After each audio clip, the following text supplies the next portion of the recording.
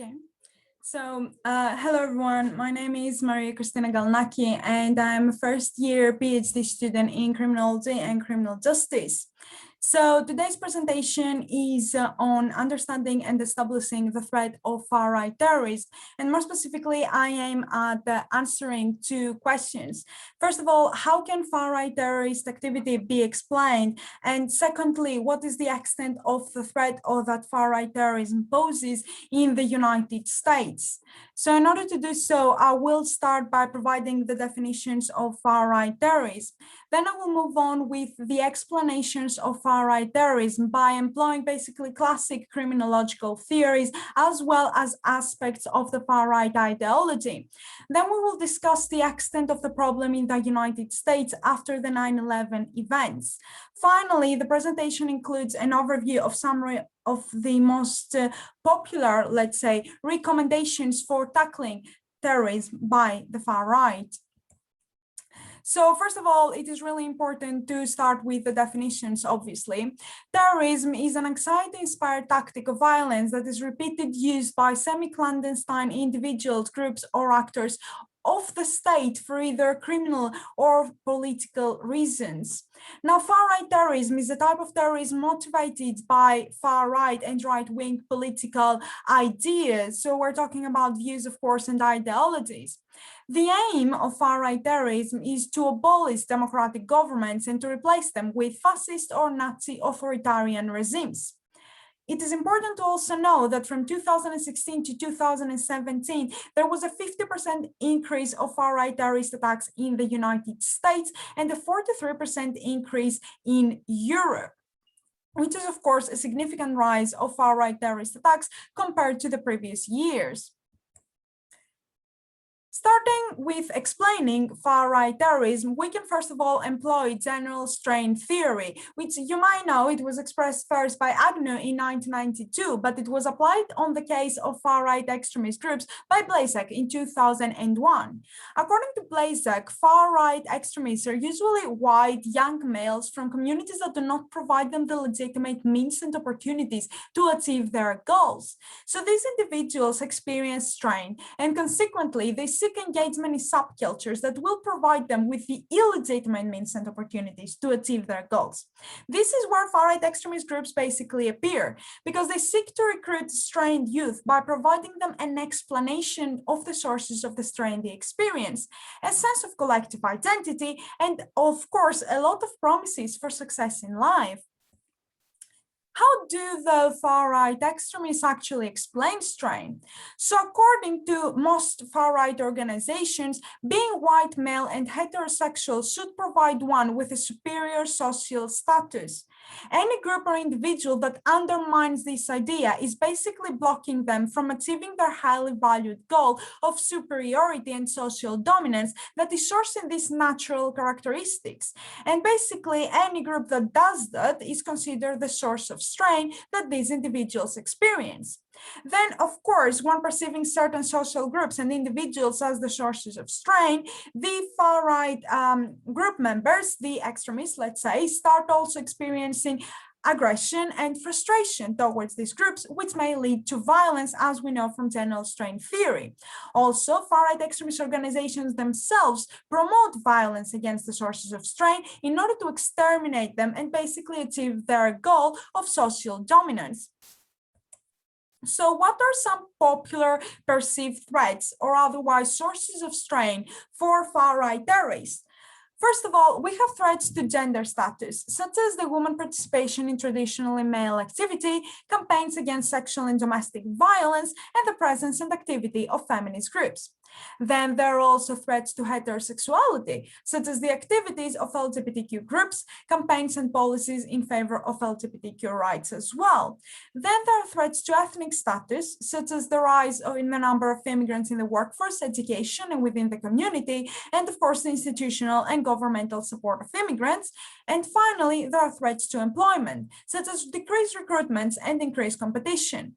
So general strain theory is one of the most popular theories employed employed in order to explain both the participation in far-right extremist groups, as well as how certain social groups are being targeted by them, and how this ideology is very linked to violence, and of course how the function of such groups is also directly linked to crime. Moving on to our next theory, it is differential association theory. So basically, members of far-right extremist groups have internalized positive definitions of violence towards their targets because violence is an acceptable and admirable behavior within the group they belong to. So violence is a learned behavior within such groups. This, of course, occurs because violence, except from being normalized and admirable, is also rewarded. Most commonly, offenders responsible for far-right related violence and terrorism gain a heroic status within these groups. This is commonly called the martyr status, and they're basically rewarded and admired as martyrs of the white supremacist cause. And this is very popular within online far-right circles, such as, let's say, in the GAP community or 8chan sometimes. Other rewards may include the promotion to a position of power within the group, which is commonly a higher ranked member, the treatment, of course, as heroes, which was just mentioned, and the provision of a celebrity status, which is basically the appearance in far-right rallies, campaigns, talk shows, TV programs, becoming very popular within the far-right social circles. And of course, this may lead to violence as an effort to achieve these rewards, to be admired, to be further accepted within the far-right community. Another thing is the dehumanization of the targets of the far-right. So dehumanization is a process that takes place through the promotion of negative images and stereotypes that are directed to specific social groups by white supremacist organizations. It basically aims at creating the impression that certain social groups are not just inferior to others, they're also less than human. And we can see this because Jews, Hispanics, Arabs, and generally non-whites are commonly represented as demons, the devil, and animals in neo-Nazi websites, books, and any sort of propaganda, even in children's fairy tales. The dehumanized category is commonly also represented as worthy of death and torture among neo-Nazi social circles.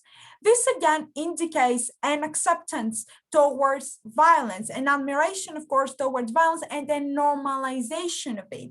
And this also, of course, facilitates violence towards certain individuals because they are not perceived as fellow human beings, but as something less than human and as something threatening to the far-right extremists. Now, bear with me in this one. Another really common thing among far-right extremist social circles nowadays is the great replacement theories, which suggests that the white race is currently being replaced by immigrants commonly from Islamic states. So according to them, there is the white genocide theory, very popular in the United States, which suggests that high abortion rates, violence against whites, and high rates of immigration will exterminate the white race as a result of a master plan that is organized by global political elites. Then there is Eurabia, which is very popular in Europe, which suggests that Muslim immigrants and refugees aim at subordinating Christian Western populations, replacing them and establishing an Islamic society where the Sharia law is either being followed or, the whites are being punished. The solution, according to the far-right extremist social circles, is taking violent action to exterminate the threat that immigrants pose before replacement occurs. And this violence is, of course, rewarded, as mentioned before, with the provision of a heroic and martyr of the cause status, because it is violence used in order to prevent a very post-apocalyptic situation where the white race is being replaced. So again, according to differential association, socialization in an environment where violence is accepted and rewarded can lead to further violence in an effort to receive further acceptance and rewards within the group. Great replacement theories are really brutal in their nature, in my opinion. They have been in the manifestos of many far-right offenders in the recent years, and they're becoming more and more popular. They are very dehumanizing theories. Now, an example of offending by the far-right by far-right extremists, and what the response was by the far-right communities was the Williams brothers. So the Williams brothers were white supremacists responsible for a number of offenses that took place in 1999. And these offenses were the murders of Gary Matson and Winfield Mauders, which were a gay couple, the Sacramento synagogue fire bombings, and these were 3 synagogues in Sacramento, California being firebombed by them, and finally the arson of the Country Club Medical Center and abortion clinic. Now, what is interesting is, of course, that all of these attacks are motivated by their ideology. The first one took place because of the sexual orientation of the couple. The second ones took place because they were anti-Semitic, and the last one took place because of their anti-abortion views. Finally, Tyler Williams was sentenced to 29 years to life in prison, and Matthew Williams committed suicide in his cell before the verdict. What is interesting is that both brothers are celebrated as heroes and martyrs of the white supremacist cause among far-right extremist online circles, but also in real-life circles too. Moving on to our next issue to discuss, this is the extent of far-right terrorism in the post-9/11 United States. So according to the New America Foundation in 2019, terrorist victimization in the United States after the 9/11 attacks takes place as follows. There are 104 victims from jihadist terrorists. Then there are 111 victims of murder by far-right terrorist attacks. Then there are 8 victims murdered by groups with a misogynistic ideology, and 8 murdered by Black separatist white supremacist groups. In terms of the Government Accountability Office, in terms of their own statistics, 73% of the total terrorist incidents that have occurred post 9/11 were committed by far-right extremists.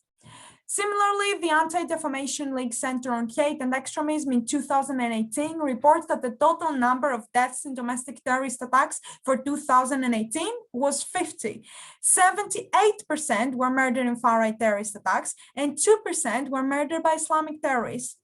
In the years 2009 to 2018, 313 individuals were murdered in total by far-right extremists with different ideological bases, let's say.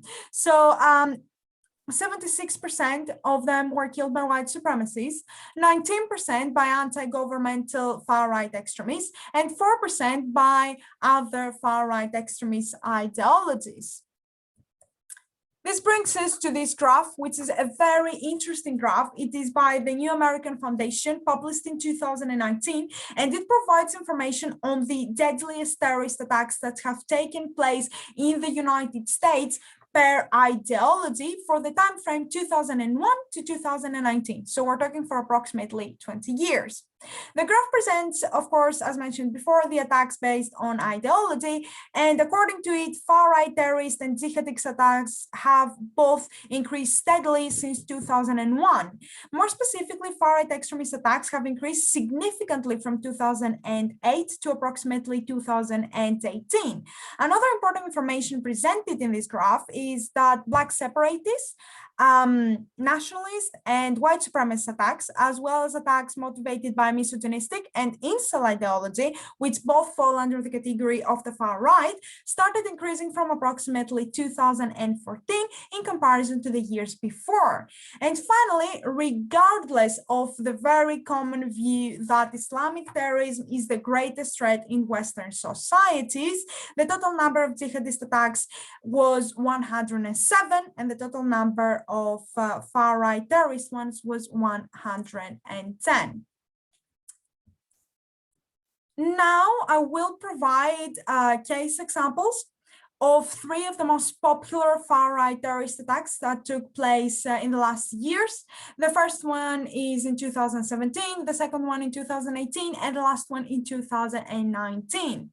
So the first one is the car ramming attack in 2017. This is when Alex Fields rammed into an anti-white supremacist demonstration with his car, and this is a picture from the event. He basically killed 1 person and injured 19 more, and there's a lot of evidence evidence pointing out his involvement with the nationalist organization Vanguard, though the group generally denies his membership. The attack fit the definition of domestic terrorism as defined in the US statute, and a lot of evidence showed his clear intentions to commit such an attack, and also his online activity indicated that he was, of course, associated with the far-right community and he had adopted far-right ideas. This brings us to the second case example, which is the Pittsburgh synagogue shootings of 2018. Another really brutal attack where Robert Bowers shoots and kills 11 people while he injures 6 more in Pittsburgh synagogue. Now, Bowers was a member of the online platform Gab, where various far-right extremists express their hateful views. It is a far-right dominated platform. It is rare to find somebody who is not far right in this platform, and it is an extremely dehumanizing online community. Now, Bowers was very well known online for publishing his anti-Semitic views in this platform, and his intentions to commit violence against the Jewish population were really clear if somebody looks into his online posts.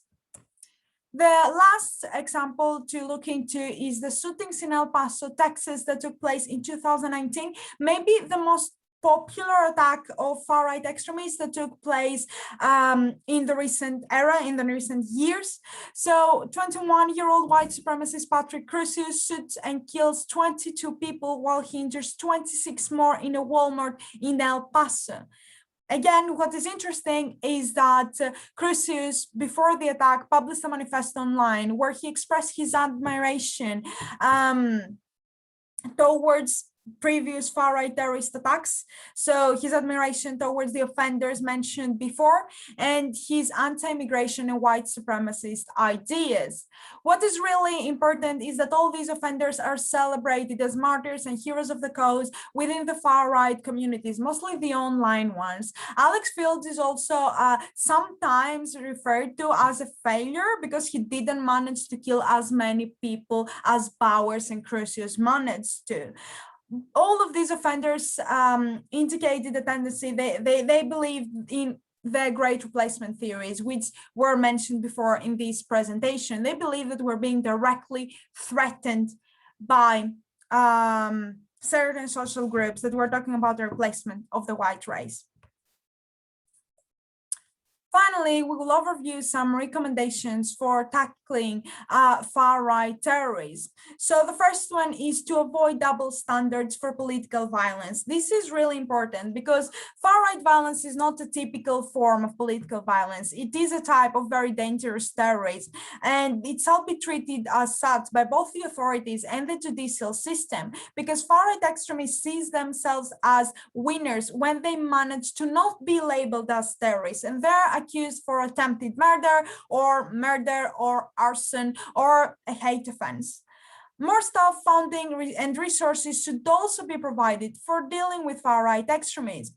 In the United States, the authorities have generally failed to recognize the threat of far-right terrorism. And what is interesting, again, is that they failed to even see the signs that attacks were about to take place, such as live streaming of the attacks online.